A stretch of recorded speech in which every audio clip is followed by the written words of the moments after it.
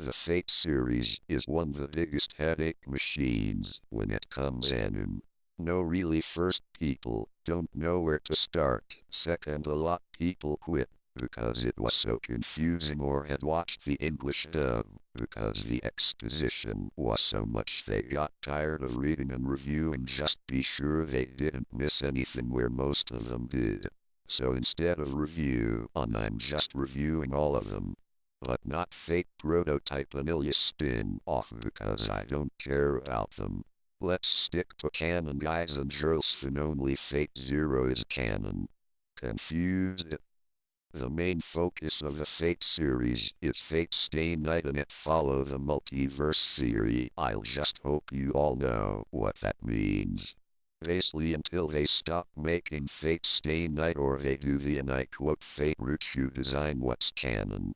But it's not Fate Pretty Vanilla show, because that's too impossible. So instead of doing it in the order it was made, I'm doing it from worst to best. With that said, this is my opinion, let's go.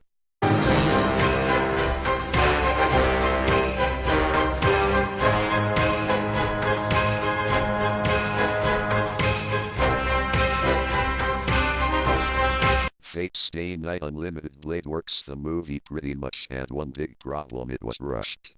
What is Fate Stay Night anyway? What is Fate series?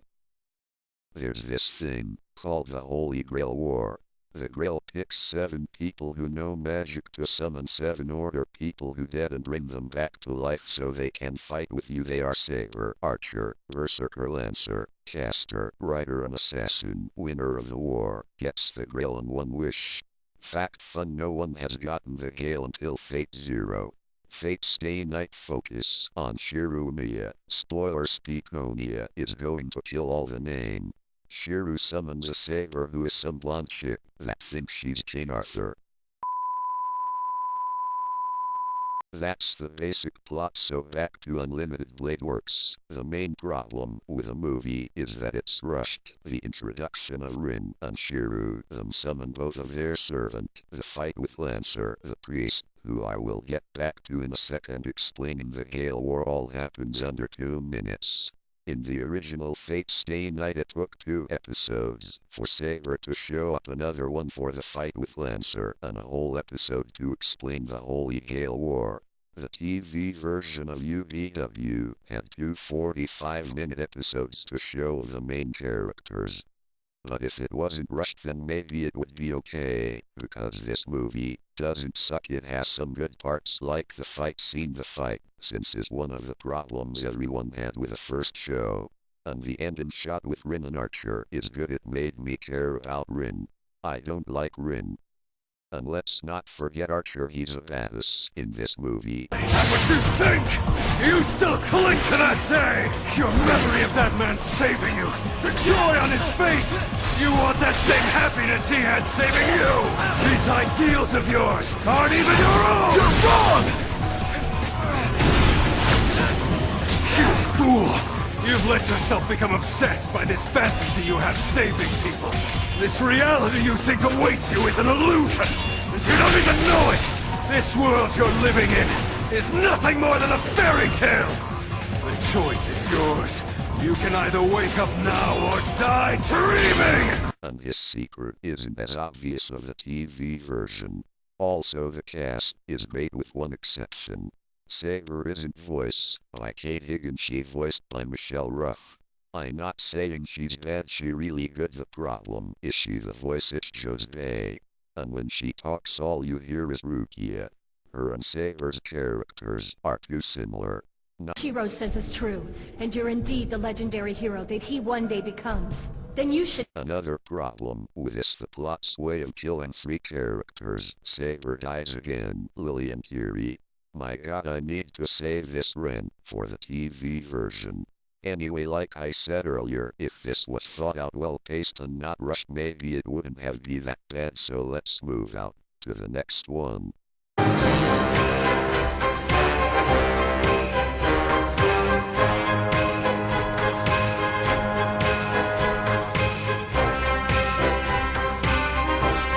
Fate Stay Night Unlimited Blade Works 2014. Where did everyone go? Yes, I think the original show is better than this, but just hear me out, please. The only problem with the show is the plot of Unlimited Blade Works itself. What is the plot, since I didn't actually talk about it? Shiro wants to be a hero of justice, kind like his old man. But the story is trying to tell Shiro that you can't be a hero and save everyone. It's impossible to save everyone. A fireman can't save every person in a fire, and a cop can't always stop a drink driver from killing someone. And if Shiro doesn't learn this, then he will turn out like Archer, because spoiler alert.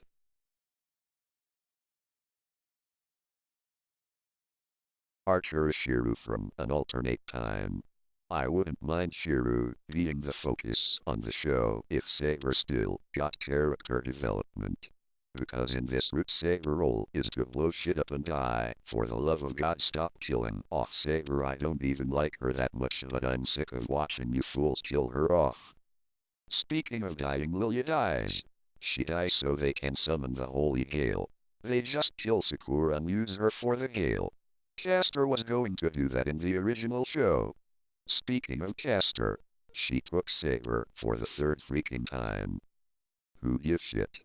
Why should you give a shit if they just keep using the same plot points over and over? And Castor, don't think I was done with you. They fucked up Castor. Castor is a very smart person and sometimes creepy, but for it to work we need to have the mystery about her. She don't know what she can do, we don't know how she thinks, but writer's death. Who doesn't get to do shit? By the way, it's not as scary as the movie, because we all right know who Castor is. Some people, most people, don't care about that. The real problem is the flashback. Castor had two masters, but she killed the first one. In here they have here killed him because he was a bad person and he was treating her badly. That's stupid. Don't justify the villains. That's a lazy way of trying to make the audience feel bad for them. That's like if DC revealed that Joker was being mind controlled and everything he did was because of someone else. Words can't describe my anger for that, but the worst part is Kiri. Let's talk about Kiri. Remember how in Fate Zero he went from a normal dude to being a crazy bastard who was obsessed with Kiritsugu Emiya. Kirei. This building was once the place where Castor's young master hid. Though it appears that Kiritsugu Emiya was never able to locate it. Soon the Holy Grail War will be over. It's likely that I'll be the one that will have the power to grant the wish of the Ainsburns. Are you so unhappy that it would be me? There is but one man to whom I would entrust the Grail, and it is certainly not you, Inquisitor. Kiritsugu Emiya has already seen right through you, Kirei. He recognizes you as his most dangerous enemy. You can't escape. Your words are as the gospel to my ears. Kiritsugu Emiya is exactly as I imagined him to be, after all. How laughable. You couldn't be any further from him if you tried. What did you say? Even though Kiritsugu can see through you, the reverse is impossible. You have none of the wonderful things that he carries deep inside his heart.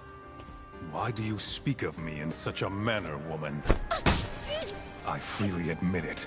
I'm a man who is empty and desolate inside. So, how do he and I differ? Devoting himself to one fruitless war after another for years? Senseless slaughter, utter recklessness, wasted effort? If he does not doubt, or find this life pointless as I do, then what is he? You know, I had high hopes for you. When I learned that you were none other than Kiritsugu Emiya's son, and that you wanted nothing more than to be able to follow in his footsteps, I was ecstatic. I don't care. I never dreamed that I would have the chance to kill Kiritsugu Emiya. But here I am, fulfilling a desire that went unfulfilled 10 years ago. What's wrong with you? Why do you hate my father so much? People tend to hate those similar to themselves. Everything Kiritsugu did nothing but annoy me. In fact, I would imagine that it's quite like the hatred you're feeling for me. There's no similarities between you and my dad. That's absurd! You'd like to see it that way, wouldn't you? After all, he was a man of such incredible virtue that he chose to let me go. I caused an enormous, devastating fire, and even though he had defeated me, he chose not to take my life. But to me, that was an unpleasant fact that I could not forget. My life had been spared by a man who, in my mind, was nothing more than a cold-blooded Magus. In the original show, Kieri goes crazy trying to figure out Ritsugu died. Having him and Shiru fight is the best way to wrap up his character. Tell me, what were your father's last moments like? Did he pass all his responsibilities to his son, and then pass away with the belief that his mind was at ease? Not only is killing him off the way they did was a tragic waste of Kirikotum, and it's a waste of crisp and men. That's why they should have remade the original show instead, but people would upset because there aren't that many fights, compared to unlimited blade work, and everyone would be bitching, saying that the show's boring and it takes too long for the action to start. Even with everything I said, you get a show with beautiful and catchy soundtrack, awesome animation, and a shitty ending. Next.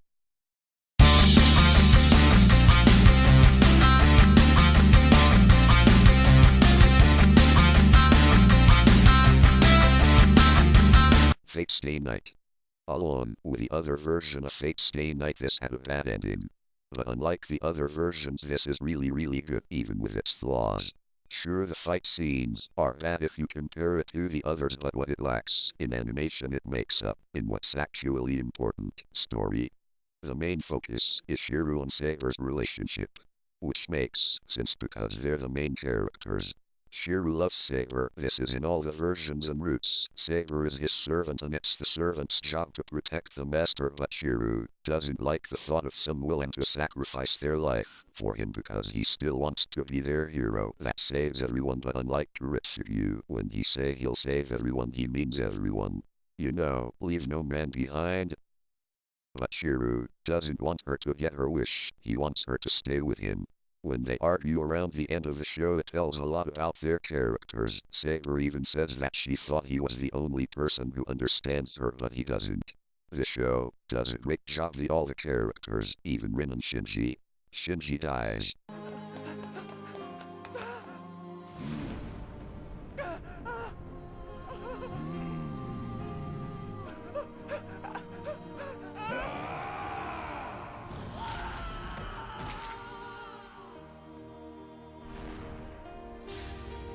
Castor doesn't get too much screen time, but just enough so we're scared of her, and Gilgamesh just wants Saber's ass.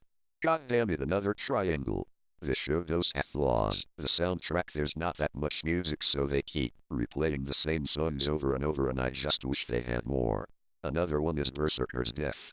He had 3 lives left, but then Shiru and not King Arthur stab him with Shiru's Excalibur, and somehow he loses all of them. What? But I can look past stuff like that because we have Kate Higgins and Sam Riegel. But the best thing they did is with Lilia. She goes through all this trouble to get Shiru cause she's his older sister. But the problem is she doesn't say it. Thank you, Unlimited Blade Works. Another great thing is the twist on why Shiru wants to be a hero of justice so badly. He could have saved someone on the day of the fire, but he didn't because he was too scared and he wanted to live, so he ran away until he got tired and fell down. This adds something to Shiru, because without it seemed like he's just copying Ritsugu. Go watch this if you haven't already, but you can pretty much guess how it's going to end. Alright, time for the main event.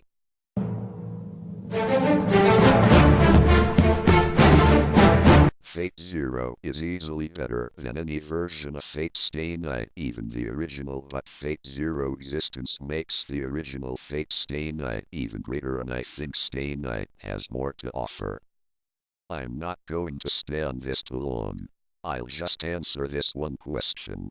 Why is this the best?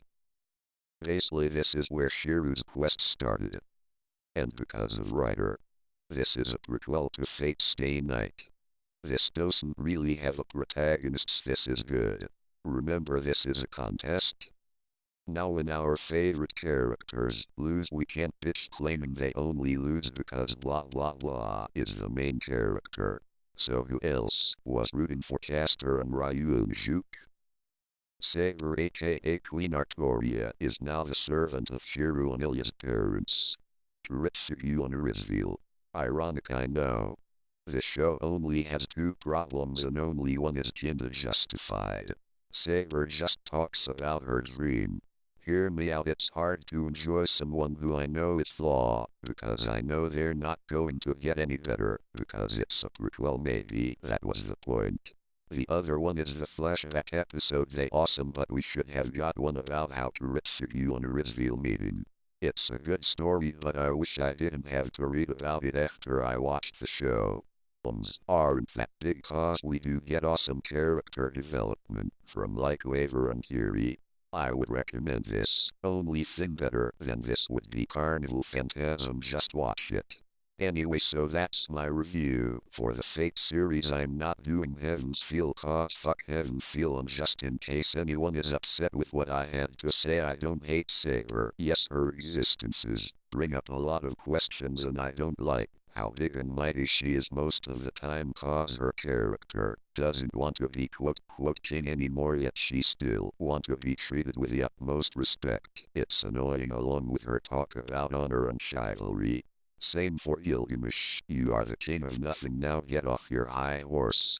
The only reason Gilgamesh works in Fate Zero is because he tries to understand Ryder and Kiri, and Saber works so well in the original Fate Stay because she acutely grows as a character. She gives up her dream, and Fate Zero just seems like it's following the Fate route, and Heaven's Feel and Unlimited Blade works. So thank you all for your time. Hopefully your head doesn't hurt when you're watching any of these. Leave a comment, like, subscribe and all that. I'm not really mean, guys and girls. To prove it, next time I'll review something I actually like.